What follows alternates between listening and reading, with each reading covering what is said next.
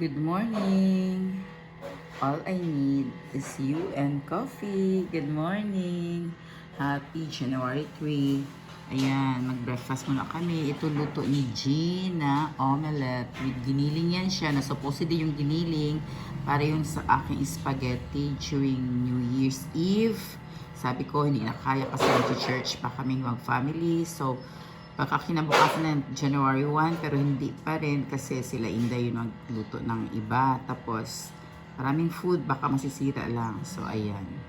Ito. Tsaka ito yung leftover na ham ng nanita na binili ko sa Abriza. And then ito yung ham. December 24 pa nakatago lang sa ref. Ayan. Happy morning everyone. O kung ano kayo ang balay.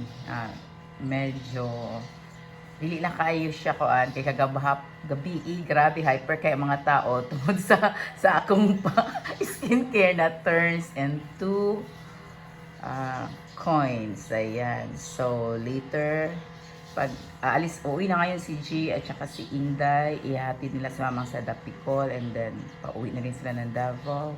So this morning gusto ko maging productive, mag-aayos ako dito sa countertop.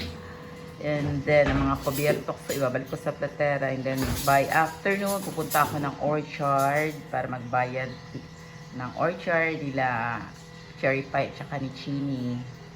So, happy morning everyone. Happy New Year everyone. Ayan ang aking mga record book.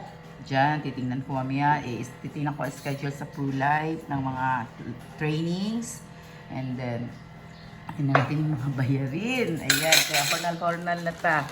Kaya kailangan ko anasad. Gahot na punta this 2026. Happy morning everyone. Thank you everyone. Thank you God.